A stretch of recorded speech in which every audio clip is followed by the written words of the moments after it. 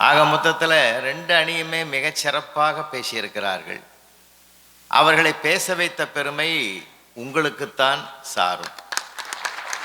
ஏன்னா ரெண்டு பக்கமும் கைதட்டி பாராட்டி உண்மையிலேயே அற்புதமான ஒரு பாராட்டை அப்பப்போ கொடுத்து ஊக்கப்படுத்தி உற்சாகப்படுத்தி அவர்களை பேச வைத்திருக்கிறீர்கள். உலகத்தில் அன்பு இல்லாமலும் வாழ முடியாது, அறிவில்லாமலும் வாழ முடியாது. ரெண்டும் இரண்டரை, ஒரு நாணயத்தினுடைய இரண்டு பக்கங்கள் போல.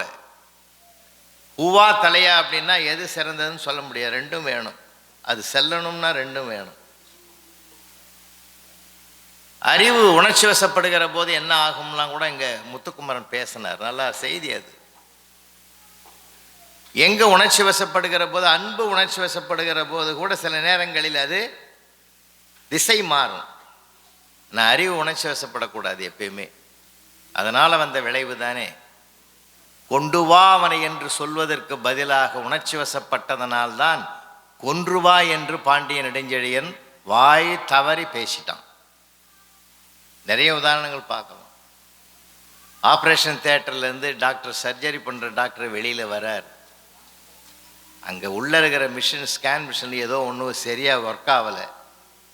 பல கோடி ரூபா போட்டு வாங்கின மிஷின் ஒர்க் ஆகலையேன்னு கஷ்டத்தில் வெளியில் வரார். அங்கே ரிசப்ஷனில் உட்காந்துருந்த ஒருத்தன் அவர்கிட்ட டேட்டு வாங்கியிருக்கிறான் ஆப்ரேஷனுக்கு. அந்த நேரம் பார்த்து அவர்கிட்ட ஓடி போய் டாக்டர் டாக்டர் நான் ஆப்ரேஷனுக்கு பிறகு எப்படி இருப்பேன்னு கேட்டான். அவரே ஏற்கனவே டென்ஷனில் இருக்கிறார். அந்த நேரம் கேட்டான், நான் ஆப்ரேஷனுக்கு பிறகு எப்படி இருப்பேன்னு. கொதிச்சிட்டாரு. நீ எப்படி இருப்ப? அவ்வளோதான் சார், அந்த டேட்டையே கேன்சல் பண்ணிட்டு போட்டான். அறிவுக்கு சோதனை வருகிற போது உணர்ச்சி வசப்படக்கூடாது. ஒரு மடைமாற்றம் பண்ணணும் எப்பயுமே. ஏன்னா அது திசை மாறிச்சுன்னு வச்சுங்க, விளைவுகளை தாங்க முடியாது. இப்போ நமக்கு நிறைய செய்திகள் ஏகப்பட்டது சொல்லியிருக்காங்க சார். அறிவில்லாத ஒரு மனிதனுக்கு ஒரு அங்கீகாரம் கிடைக்குமா? என் புள்ள ரொம்ப அன்பானவங்க, யாருக்கிட்டையும் நல்லா பழகுவாங்க, உங்கள் கம்பெனியில் ஒரு வேலை போட்டு கொடுங்கன்னா யார் கொடுப்பா? அவர் என்ன படிச்சிருக்கிறார், என்ன திறமை இருக்குதுன்னு ஒரு நேர்முக தேர்வெல்லாம் வச்சுட்டு தான் அவரை செலக்ட் பண்ணி அந்த அறிவுக்குத்தான் ஒரு அங்கீகாரம் இந்த உலகம் கொடுக்கிறது என்றால் அதுக்காக தான் காலங்காலமாக படித்து ஒரு பட்டத்தோடு வெளியில் வர்றோம். அப்படின்னா நீங்கள் உங்களில் இப்போ இத்தனை பேரும் இந்த நியூ ஜெர்சியில் வந்து குடியேறுவதற்கு என்ன காரணம்? உங்களுடைய அறிவை மதித்துத்தான் அமெரிக்கா அழைத்திருக்கிறது என்றால், ஒரு அங்கீகாரம் கொடுத்திருக்கிறது என்றால் அறிவுக்கு கிடைத்த பரிசு. அப்போ அறிவுதான் உலகம் வரவேற்கும். இன்றைக்கு நான் சொல்லுகிறேன், ஒரு அமெரிக்காவில் உங்களுக்கு தெரியாது ஒன்றும் கிடையாது. அமெரிக்காவிலே தாமஸ் ஆல்வா எடிசன் பிறந்த நாள் அன்றைக்கு ஒரு நிமிடம் அமெரிக்கா முழுவதும் விளக்கெல்லாம், மின் விளக்கெல்லாம் நிறுத்திடுவாங்க. ஏன்னா இப்படி இருட்டாக இருந்த இந்த உலகத்தை வெளிச்சத்துக்கு கொண்டு வந்தவர் தாமஸ் ஆல்வா எடிசன் என்று அந்த அறிவை இன்றைக்கும் அமெரிக்கா போற்றுகிறது என்றால் அறிவுக்கு என்றைக்குமே மரியாதை உண்டு. இதே அமெரிக்காவில் ஒரு அதிசயம் நடந்திருக்கிறது.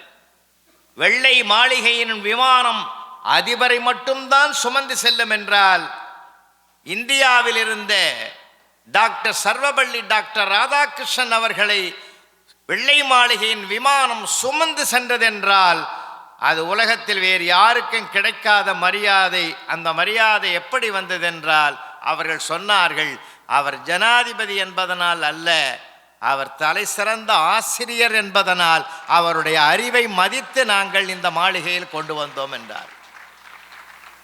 அறிவுக்கு சாதாரணமான உலகத்தில் அவ்வளவு வரவேற்பு இருக்கிறது. ஆளும் வளரணும், அறிவும் வளரணும், அதுதாண்டா வளர்ச்சின்னு பட்டுக்கோட்டை கல்யாண சுந்தரம் பாடியிருக்கிறது அழகு.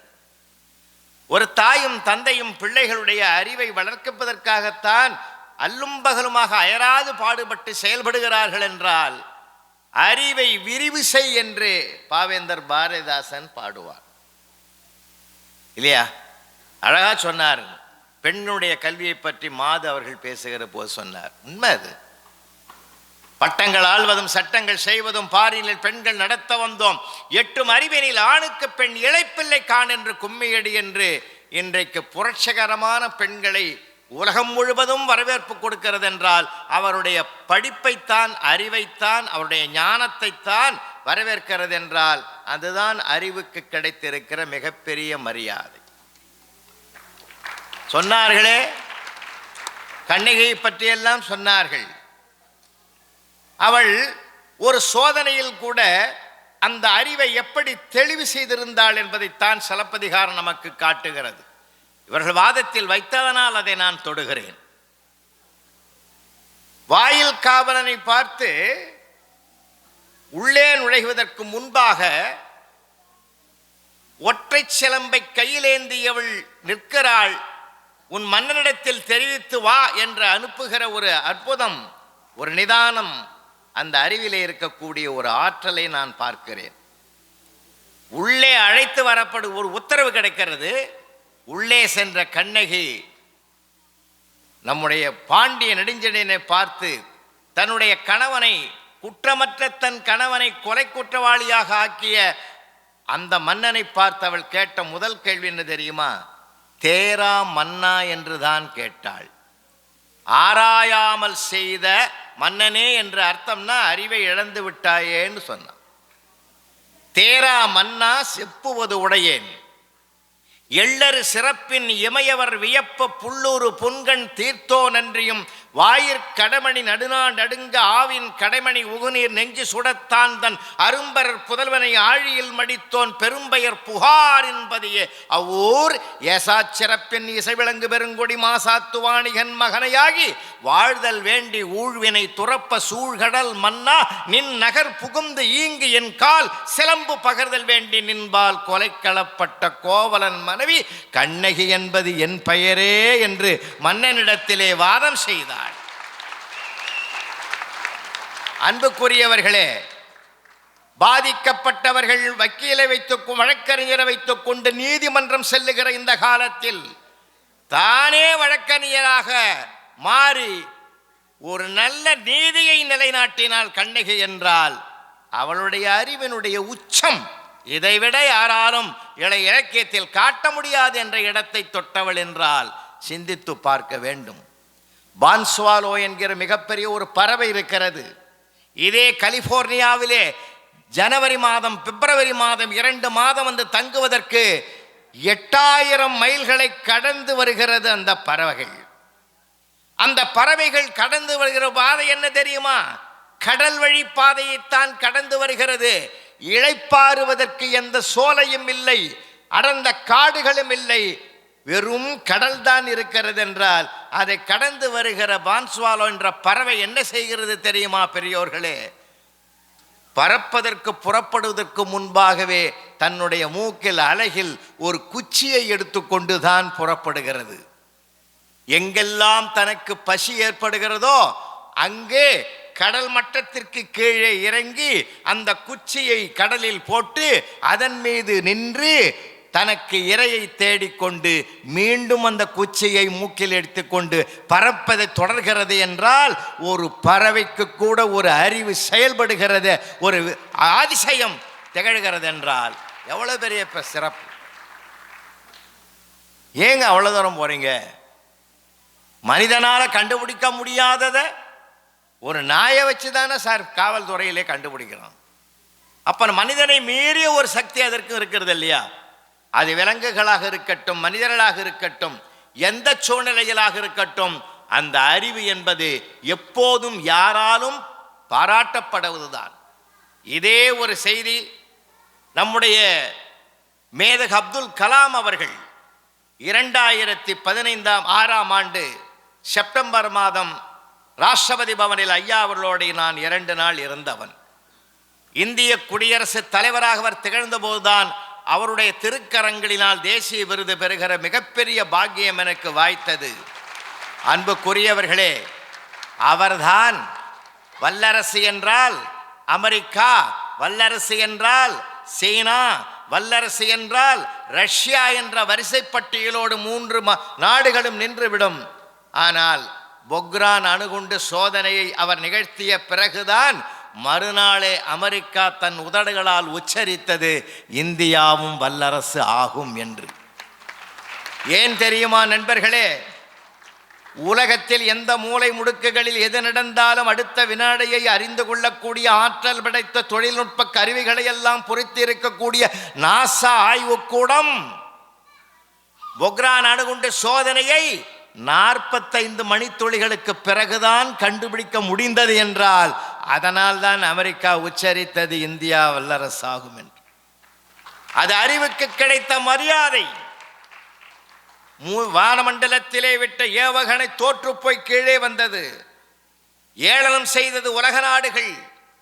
எண்ணி 100 நாட்களிலேயே அல்லும் பகலும் அயராது பாடுபட்டு ஒரு ஏவுகணையை தயாரித்து தவான் தலைமையிலே அந்த குழு செயல்பட்ட போது மேதக அப்துல் கலாம் முன்னின்று அந்த ஏவுகணையை விண்ணிலே செலுத்தினார். அது இலக்கை அடைந்தது. அதற்கு அவர் பெயரிட்டார் அக்னி ஏவுகணை என்று பெயரிட்டார். எல்லோரும் கேட்டார்கள், ஏன் அதற்கு அக்னி ஏவுகணை என்று பெயர் சூட்டினீர்கள் என்று கேட்டபோது, பஞ்சபூதங்களில் அக்னி ஒன்றுதான் மேல் நோக்கித்தான் போகுமே தவிர அது ஒருபோதும் கீழ் நோக்கி போகாது என்பதனால் இது இலக்கை அடையும் என்பதனால் அதற்கு அக்னி ஏவுகணை என்று பெயர் வைத்தேன் என்று பெருமிதம் சொன்னார். பெருமிதம் காட்டினார் மேதக அப்துல் கலாம் என்று சொன்னால் உலகமே மாபெரும் சபைதனில் நீ நடந்தால் உனக்கு மாலைகள் விழ வேண்டும் என்று கவிஞர்கள் பாடியது உண்மை என்று இந்த நீதிமன்றம் கருதுவதனால் ஒரு மனிதன் எப்பொழுது உலகத்தாரால் மதிக்கப்படுகிறான் என்றால், ஐன்ஸ்டீன் கண்டுபிடிக்கவில்லை என்றால் விஞ்ஞானம் தோற்று போயிருக்குமே. நமக்கு அத்தனை அறிவு பொருளும் கிடைக்குமா? சிந்தித்து பார்த்தால் அறிவுதான் உலகத்தையே வளர்த்து கொண்டு வருகிறது. அறிவுதான் உலகத்தை ஒரு உள்ளங்கையில் கொண்டு வந்திருக்கிறது என்றால் வாழ்க்கையில் பெரிதும் வெற்றி பெறுவதற்கு அறிவே என்று தீர்ப்பளிக்க வேண்டும் என்று இவர்கள் பேசினார்கள்.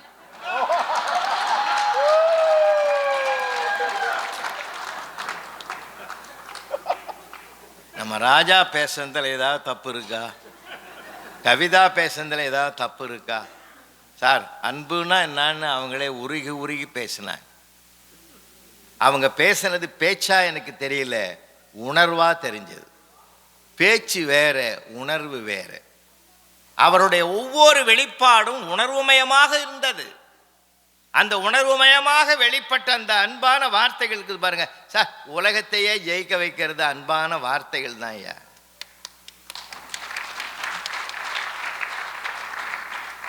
குடும்பம் எப்ப செழிக்கும் தெரியுமா? குடும்பம் எப்ப ஜெயிக்கும் தெரியுமா? கணவனும் மனைவி லேசால் இங்க கூட சொன்னார், விவாகரத்துக்கு கோர்ட்டுக்கெல்லாம் போறாங்கன்னு. அது இருக்கட்டும், அது தேவையற்ற ஒன்றுன்னு நான் கருதுறவன். என் தமிழ்நாட்டில் பல மேடைகளிலே பல குடும்பங்களை நான் சேர்த்து வைத்திருக்கிறேன் என்ற பெருமையோடு பேசுறேன். நீயா நானா என்று போட்டியிடுவது அறிவு, நீயும் நானும் என்று சொல்ல வைப்பதுதான் அன்பு. 2 பேரும் கரைஞ்சு போகணுங்க. ஒரு அன்பு என்ன செய்யும் தெரியுமா? நீங்க நான் சொல்றத நினைவில் வச்சுங்க. நாளை காலையில் நான் சொல்றத கொஞ்சம் நினைச்சு பாருங்க தயவு செஞ்சு. உங்க கையில் ஒரு டம்ளரில் காஃபி வருது. அந்த காஃபி சாப்பிடும் போதே நான் சொன்னதை நினைச்சு பாருங்க.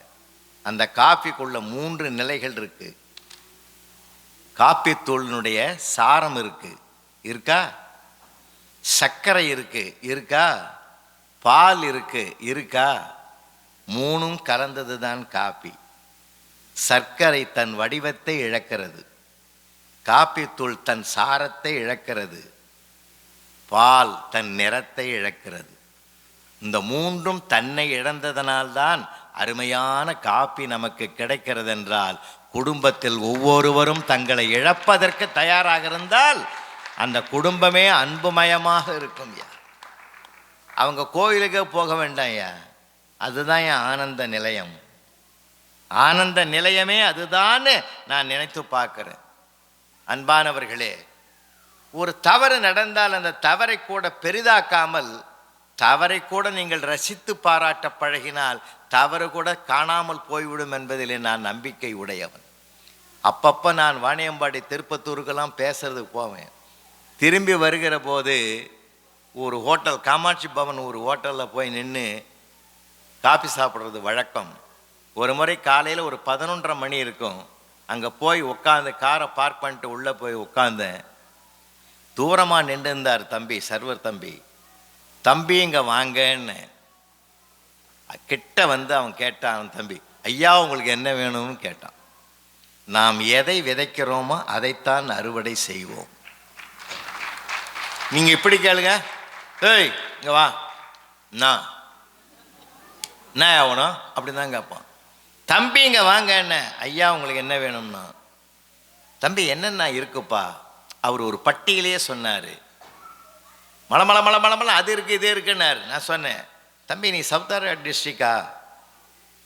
ஐயா எப்படி கண்டுபிடிச்சிங்க ஐயா? நான் கண்டாச்சிபுரம் ஐயா, விழுப்புரம் பக்கத்தை. நான் விழுப்புரம் தான் ஐயா, நம்ம ஊர் பிள்ளை பாஷை எனக்கு தெரியாதா? அதானே கேட்டேன். சரி தம்பி அதெல்லாம் விடுங்க, வெயில் ஜாஸ்தியாக இருக்கு, தயிர் வடை கொண்டாரியா? அவன் காது கிட்ட வந்து சொன்னான், சார் தம்பி வேணாம் சார், அது போட்டு 3 நாள் ஆகுது. நான் என்ன சொல்ல வரேன், அன்பாக 2 வார்த்தைகளை நான் அவனிடத்தில் பரிமாறிக்கொண்டதனால் என் உடம்பு ஆரோக்கியமாக இருக்க வேண்டும் என்று நினைக்கிறானே. வாழ்நாள் முழுவதும் வாழப்போகிற மனைவியிடத்தில், பெற்றோர்களிடத்தில், நண்பர்களிடத்தில் அன்பாக பேசினால் எவ்வளவு ஆனந்தம் செழிக்கும் தெரியுமா? எவ்வளவு ஆனந்தம். ஒரு நிமிஷம் நம்ம மாத்திக்கணும்யா. நம்ம மாத்திக்கிறதுல என்ன பெரிய விஷயம்? மாத்திக்கிறதுக்கு நம்ம தயாரா இருக்கணும்ன்ற நான். அப்போ அன்பு தானாகவே வரும். அன்னை தெரசாவிடத்திலே போய் கேட்டார்கள், உலக அமைதி வர வேண்டும் என்றால் என்ன செய்ய வேண்டும் தாயே? குடும்பத்தில் ஒருவருக்கு ஒருவர் அன்பாக இருங்கள், உலக அமைதி தானாக வந்துவிடும் என்று சொன்னார்.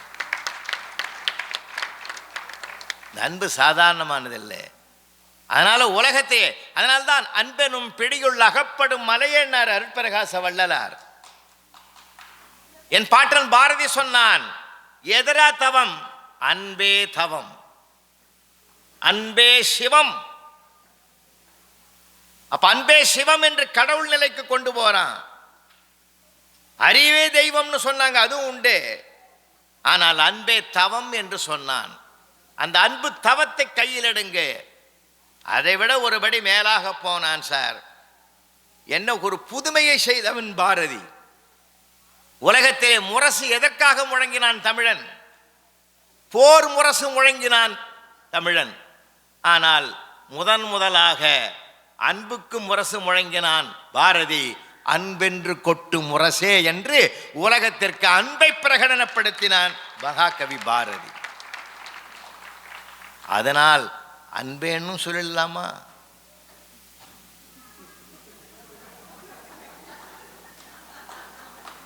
எனக்கு சங்கடமா இருக்குது. ஒரு சிக்கல்ல மாட்டி விட்டீங்க. இங்க ஒரு 50%, இங்க ஒரு 50% கொடுத்துடலாமா? இதுக்காயா உன்னை கூப்பிட்டோம், இதுக்காயா உன்னை கூப்பிட்டோம் நீங்க நினைக்கப்படாதில்ல. ஒன்னே சொல்லி நான் நிறைவு செய்றேன், ஒரே நிமிடம். ஒரு கிளாஸ் ரூம், 30 பெண் குழந்தைகள். டீச்சருக்கு 29 பெண் குழந்தைகளும் காலில் செருப்பு போட்டுன்னு வருது. ஒரே ஒரு குழந்தைக்கு மட்டும் செருப்பு இல்லை, வசதி இல்லை. வறுமை கோட்டுக்கும் கீழே இருக்கிற வாழ்க்கையை சூழ்ந்திருக்கிற குடும்பத்தில் வந்த பெண்ணு. அந்த டீச்சர் நினைக்கிறாங்க, இந்த பொண்ணுக்கு செருப்பு வாங்கி கொடுத்துடணும்னு நினைக்கிறாங்க. ஆனால் அது சுயமரியாதை நினைச்சு இது வேண்டான்னு மறுத்துட்டா என்ன செய்யறது அப்படின்னு டீச்சருக்கு ஒரு சங்கடம் வந்தது. ஒரு யோசனை பண்ணாங்க. இந்த 30 பிள்ளைகளுக்கும் 50 வினாக்கள் அடங்கிய ஒரு கேள்வித்தாளை தயாரித்து 30 பிள்ளைகளுக்கு டெஸ்ட் வைப்போம். எல்லாரும் நல்லா படிச்சுட்டு வாங்கன்னு சொல்லுவோம். அப்போ நான் ஒரு மிதியடி ஜோடி வாங்கி தரேன் அப்படின்னு அறிவிப்பு கொடுப்போம். இந்த பொண்ணு தனக்கு இல்லையேன்னு அதை பெறுவதற்காக போட்டுன்னு படிப்பான்னு நினைச்சு அப்படி ஒரு அனௌன்ஸ் பண்ணாங்க. அதே மாதிரி 50 வினாக்கள் தயாரித்து ஒரு தாளை கொடுத்தாங்க. சொல்லி வச்ச மாதிரி 30 பசங்களும் பாஸ் ஆயிட்டுது. 30 சரிநிகர் சமமாக ஜெயிச்சிட்டுதுங்க. டீச்சருக்கு ரொம்ப மனக்குழப்பம். சொன்னதை காப்பாற்றணுமேன்னு சொல்லி அத்தனை பேரையும் ஆளாளுக்கு 30 குழந்தைகளுக்கு 30 சீட்டை கையில் கொடுத்து அவங்க பேரை எழுதி ஒரு அட்டைப்பெட்டியில் போடுங்க, குலுக்குவோம், யாருக்கு வருதோ அவங்களுக்கு அந்த நான் வாங்கி வச்சிருக்கிற பால் மிதியடியை கொடுக்குறேன்னு சொல்லி 30 பிள்ளைகளுடைய பேரையும் எழுத சொன்னாங்க. அதை எழுதி போட்டது. ஒரு குலுக்கி யாரும் எடுக்க வேணாம், நானே எடுக்கிறேன்னு அந்த அம்மா குலதெய்வத்தெல்லாம் வேண்டிக்கின்னு நான் நினச்ச பொண்ணுக்கே வரணும் கடவுளே அப்படின்னு கையை விடுறாங்க. அதில் அந்த பெண்ணு பேரே வருது சார். அந்த எந்த பெண்ணுக்கு மிதியடி இல்லையோ அந்த பெண்ணுக்கே அந்த பேர் வருது. பிரித்து பார்த்துட்டு சந்தோஷமாக அந்த ஒரு ஜோடி செருப்பை அந்த பெண்ணுக்கு கொடுக்குறாங்க. டீச்சருக்கு ரொம்ப மனநிறைவு, என்னுடைய எண்ணம் நிறைவேறி விட்டதேன்னு சந்தோஷமாக வீட்டுக்கு போனாங்க. ஆனால் ராத்திரி தூக்கம் வரல. அது எப்படி 30 சீட்டில் அந்த பொண்ணு பேரை மட்டும் நான் எப்படி எடுக்க முடியும்னு நினச்சவங்க மறுநாள் அவசரமாக வந்து அந்த அட்டைப்பெட்டியில் கொட்டி அத்தனை சீட்டுகளையும் பிரித்து பார்த்தாங்க. ஐயா, 30 சீட்டிலும் அந்த பெண் ஒருத்தி மட்டும் அவருடைய பெயர் மட்டும்தான் எழுதப்பட்டிருந்தது என்றால் எல்லா பிள்ளைகளும் அந்த பொண்ணு பேரையே எழுதிக்குது. ஏன்னா அவளுக்குத்தான் இந்த மிதியடி இல்லை, அவளுக்கு போய் சேர வேண்டும் என்று 30 பெண்களும் எல்லாமே சேர்ந்து எழுதினாங்க. பார்த்தீங்களா? அவர்களுக்கு இடையிலே வந்தது அறிவு போட்டி, ஜெயித்தது அன்பு என்ற காரணத்தினால் அறிவுக்கு 49 மதிப்பெண், அன்புக்கு 51 மதிப்பெண் கொடுத்து அன்பே என்று எப்பொழுதுமே தனி மனிதன், குடும்பம், சமுதாயம், ஏன் தமிழ் பேரவை அத்தனையும் வெற்றி பெற வேண்டும் என்றால், ஏன் நிர்வாகம் அத்தனை இடத்திலும் ஜெயிக்க வேண்டும் என்றால் அன்பை கையில் எடுப்போம். அன்பே வெல்லும், அன்பே சிவம், அன்பே தவம். நன்றி.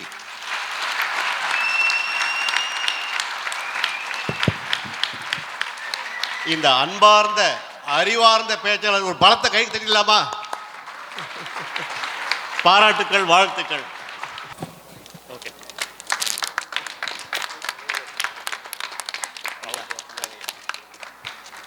அருமையா இருந்தது.